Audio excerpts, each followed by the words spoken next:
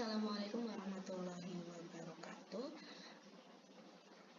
Bertemu dengan saya Hilmi Nadia, guru Al-Quran Hadis MTS Negeri 5 Sleman. Anak-anak yang berbahagia, hari ini pelajaran Al-Quran Hadis untuk kelas 9 kita akan membahas materi hukum bacaan mad lazim. Sebelum-sebelumnya kalian sudah mempelajari beberapa hukum bacaan mad. Nah, untuk yang kelas 9 ini kita akan belajar hukum bacaan mad lazim. Apa yang akan kita pelajari pada hukum bacaan mad lazim tersebut? Mari kita simak bersama. Oke, untuk pengertian mad lazim secara bahasa didefinisikan sebagai berikut. Mad yang kita ketahui artinya adalah panjang. Ya, panjang di sini maknanya adalah dibaca panjang. Sedangkan untuk kata lazim itu artinya adalah wajar atau pasti, sesuatu yang lazim atau sesuatu yang wajar. Begitu ya, dari kata bahasa Arab. Kemudian secara istilah mad lazim adalah suatu bacaan panjang yang terdapat di dalam Al-Quran dengan panjang yang wajar dan pasti. Jadi untuk mad lazim ini dia dibacanya panjang, yang wajar juga pasti. Gitu ya. Oke, hukum bacaan mad lazim yang akan kita pelajari terdiri dari 4. Ini hanya dibolak-balik ya, ada pengulangan-pengulangan, tapi ini sangatlah berbeda, dibagi menjadi 4 bagian. Yang pertama adalah mad lazim mukhafaf kilmi. Ya, mad lazim mukhafaf kilmi. Kemudian yang kedua, mad lazim musaqal kilmi. Nah, di sini adalah kelompok kilmi ya. Kemudian mad lazim mukhafaf harfi. Kemudian yang keempat, mad lazim musaqal harfi. Nah, ini adalah kelompok yang harfi. Mari kita simak berikut ini. Yang pertama adalah mad lazim mukhafaf kilmi, gitu ya. Untuk kata mukhafaf pengertiannya adalah ringan. Jika kita ingat macam-macam najis, ada najis mughaladah dan najis mukhafafah. Tapi di sini tidak dibaca mukhafafah ya, dia dibacanya mukhaffaf. Ini hampir sama dengan kata mukhaffaf ya. Artinya adalah ringan. Kalau dalam fikih najis mukhafafah adalah najis ringan, sedangkan pada hukum bacaan tajwid mukhaffaf itu artinya ringan. Ringan apa? Cara membacanya. Nah, sedangkan kilmi itu dari kata kalimah bahasa Arab. Gitu ya, artinya kalimat atau kata. Kilmi ya, kalimah atau kalimat atau kata. Untuk hukum bacaan mad lazim mukhafaf kilmi yaitu bacaan panjang ketika huruf mad bertemu dengan sukun. Cara membacanya 3 alif atau 6 harokat.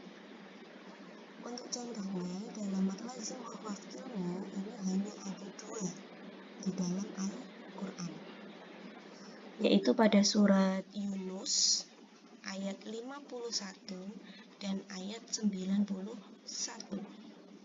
Itu ya, ini yang saya beri tanda kuning, ini adalah mad lazim mukhafaf kilmi. Kita baca ayatnya. Bismillahirrahmanirrahim. Atsumma idza ma waqa'a amantum bi al-ana wa qad kuntum bihi tasta'jilun. Itu ya, pada bacaan al-ana. Oke, di sini ada namanya mad tabi'i ya, mad tabi'i hamzah ya, mad tabi'i hamzah kemudian bertemu dengan sukun. Ya, gitu ya. Ada mad tabi'i hamzah, kemudian ada layarnya yang menandakan bahwa dia dibaca panjang, 5 harokat. Gitu ya. Kemudian ada sukun di sini, pada sukun ini. Nah, dia dibacanya 6 harokat atau 3 alif. Kemudian di surat Yunus ayat 91, ya, cara membacanya sama. Al-ana wa qad asaita qablu wa kunta minal mufsidin. Gitu. Itu untuk contoh mad lazim muhafadz ilmi. Contohnya di dalam Al-Quran hanya ada 2 contoh, yaitu surat Yunus ayat 51 dan surat Yunus ayat 91. Mohon maaf saya belum menuliskan nama suratnya. Mungkin saya bisa tuliskan di sini. Oke.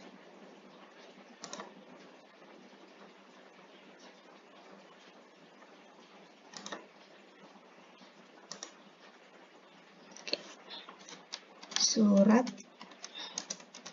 Yunus ayat 51 dan 91. Oke, itu ya.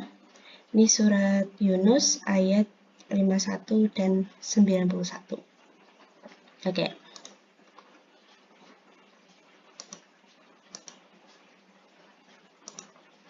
Oke, selanjutnya adalah mad lazim musaqal kilmi.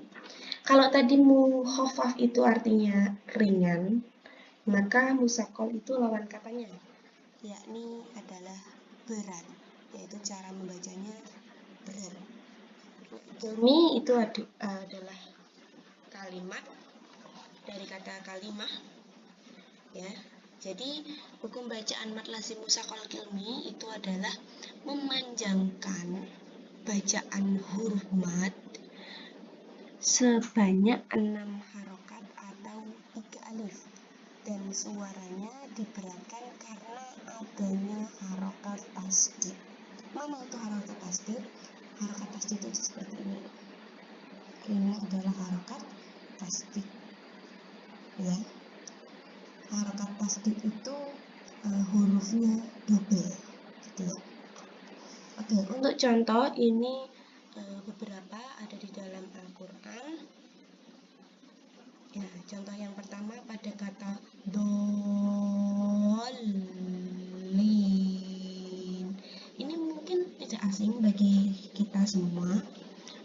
Pada saat membaca surat Al-Fatihah, itu tidak asing dengan kata ini.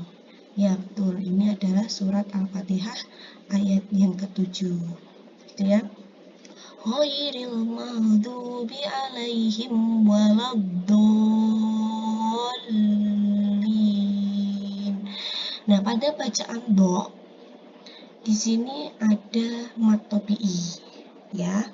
Mad tabi'i kemudian di sini ada layar menandakan kalau dia dibaca panjangnya 5 harokat.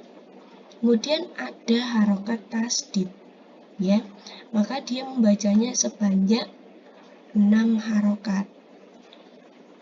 Dolin.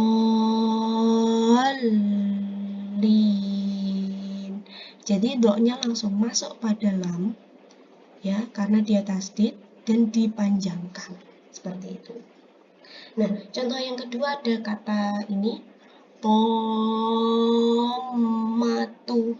Nah, di sini adalah bacaan pada surat An-Nazi'at, ya. Bacaan pada surat yang pertama tadi Quran surat Al-Fatihah ayatnya 7. Kemudian yang kedua Quran surat An-Nazi'at ayatnya 34 yang berbunyi seperti ini. Fa'idza ja'atit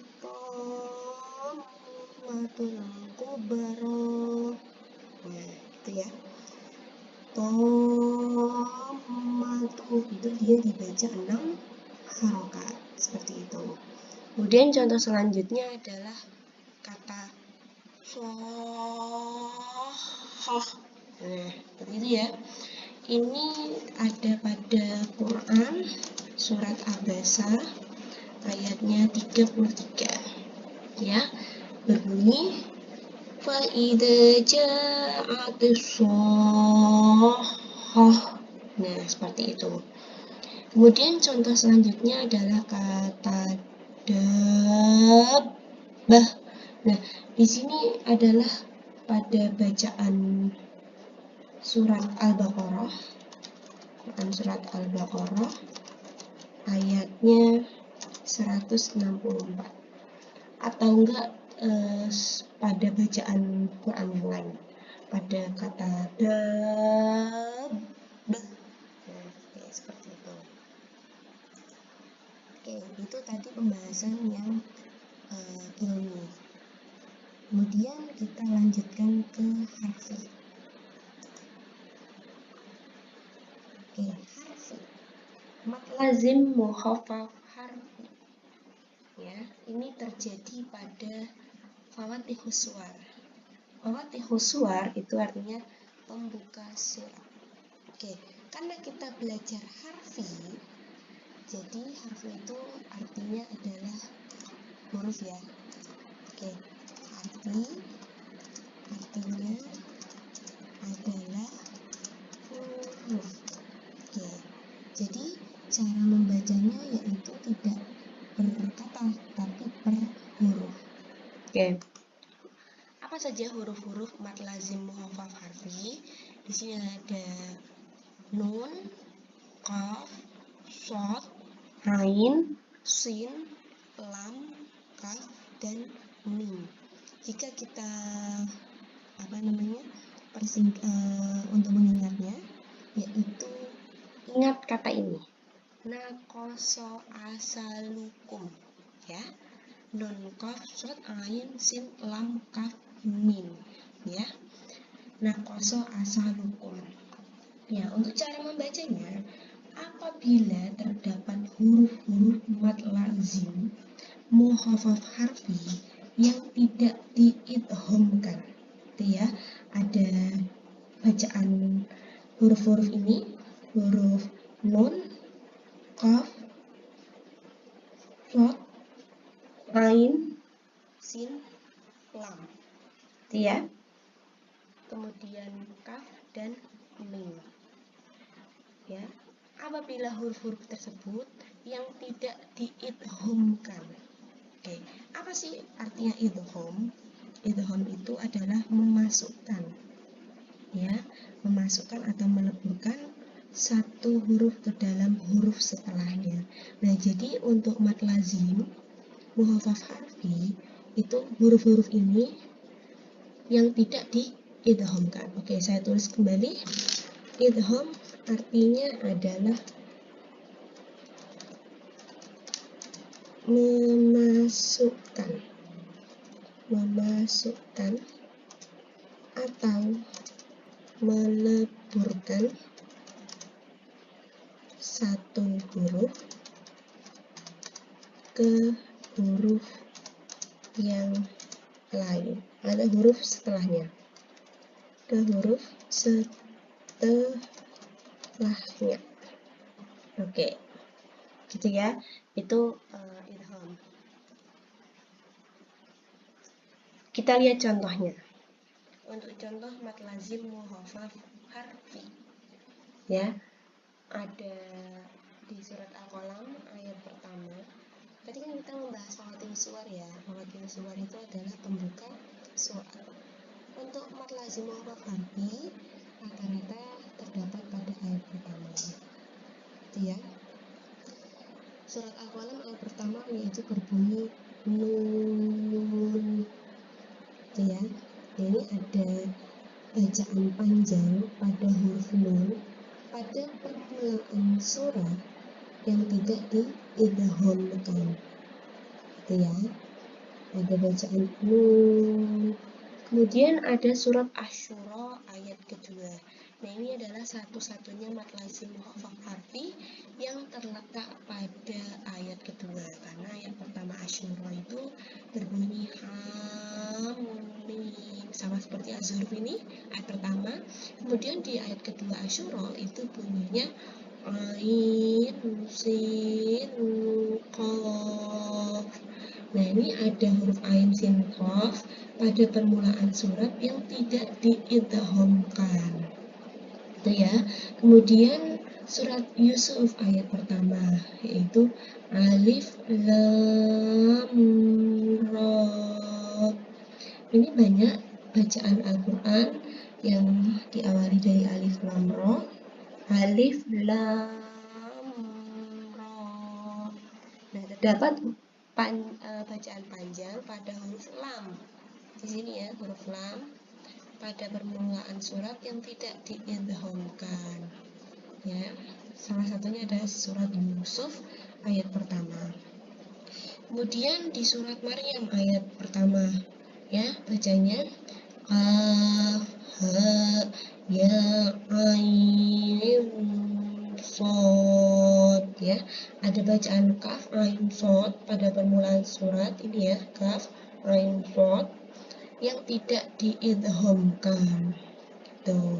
Kemudian surat Az-Zukhruf ayat pertama.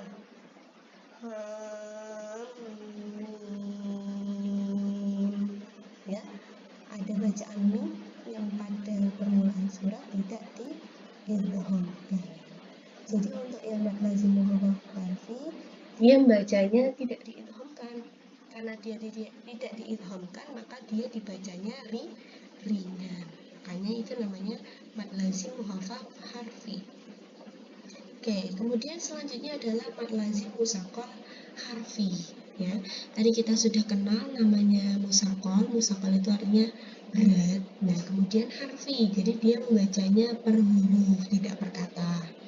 Ya, untuk pengertiannya adalah adanya mad yang bertemu dengan tasdid atau diidghamkan. Oke, tasdid ya, yang tulisannya seperti 3 diputar 270 derajat ya, atau W, atau diidghamkan. Idgham tadi artinya adalah memasukkan atau meleburkan huruf setelah huruf lainnya. Ya, huruf-huruf mad lazim musaqqal harfi itu ada lam bertemu dengan mim dan sin bertemu dengan mim. Lam bertemu mim dan sin bertemu mim. Ya, cara membacanya yaitu diidghamkan. Panjangnya 3 alif atau 6 harokat yang berharokat fathah layang atau layar dan disertai tasdid. Oke, contohnya di sini pada surat Al-Baqarah atau surat-surat yang lain yang berbunyi seperti ini. Alif lam mim.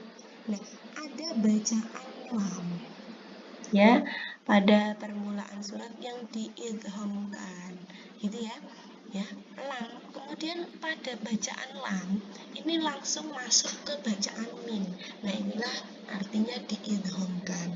Lam bertemu mim, gitu ya. Alif lam mim, gitu. Kemudian surat Al-A'raf ayat pertama bacanya seperti ini. Alif lam mim shad. Ya, ada bacaan lam, kemudian masuk ini pada huruf mim, diidghamkan. Ya. Kemudian Ar-Ra'd ayat pertama. Alif lam mim ra. Nah, ini ya. Lamnya masuk pada huruf mim karena pada huruf lam ini diidghamkan. Gitu ya. Oke, dan ini ada tasdidnya. Ya, gitu. Kemudian surat Al-Qasas ayat pertama. Ya, bunyinya to, sin, mim. Oke, pada bacaan sin ini masuk pada huruf mim. Ya, ini dia diidghamkan. Begitu. Itu contoh mad lazim musaqqal harfi. Oke, kemudian ini ada tambahan yaitu mad tabi'i harfi. Dia dibacanya per huruf ya. Seperti yang kita tahu nih, sama-sama dibaca pada awal surat atau fawatihus suwar. Hurufnya apa saja? Ada huruf H, ya, to, ha, ro, atau hayu, tohuro, disingkat seperti itu. Untuk mengingatnya yaitu hayu, tohuro. Nah, ini di surat Fusilat ayat pertama. Nah, tadi pada bacaan hamim itu juga termasuk mad lazim mukhafaf harfi ya, karena di sini ada huruf mim yang tidak diidghamkan. Nah, tapi ini juga bisa mad tabii harfi pada bacaan haknya, gitu ya. Karena haknya ini ada harokat berdiri, yang artinya dia dibaca panjang. Panjangnya berapa harokat? Ada 2 harokat. Kemudian surat Yasin. Yasin. Nah, pada huruf ya-nya ini ada harokat berdiri, namanya mad tabii harfi. Dia bacanya per huruf, bukan yasa ya, tapi dia dibacanya yasin. Atau ini juga bukan dibaca hama, tapi hamim. Kemudian di surat Toha ayat pertama bacanya toha, gitu ya. Pada bacaan to sama ha itu ada fathah berdiri, begitu. Kemudian di surat Ar-Ra'd ayat pertama ya, di sini ada alif lam mim ra. Tadi kita lihat pada bacaan Ar-Ra'd ini alif lam mim ra. Ini mad lazim musaqqal harfi, tapi untuk mad tabii harfinya itu ada pada ini huruf ra-nya. Huruf ra-nya itu ada fathah berdiri, begitu. Nah, itulah kenapa kita penting mempelajari tajwid, karena dengan kita mempelajari tajwid, membaca dengan tajwid adalah bentuk penghormatan terhadap firman Allah Subhanahu wa taala. Ya, kita menghormati, memahami hukum bacaan, membuat bacaan lebih indah dan benar.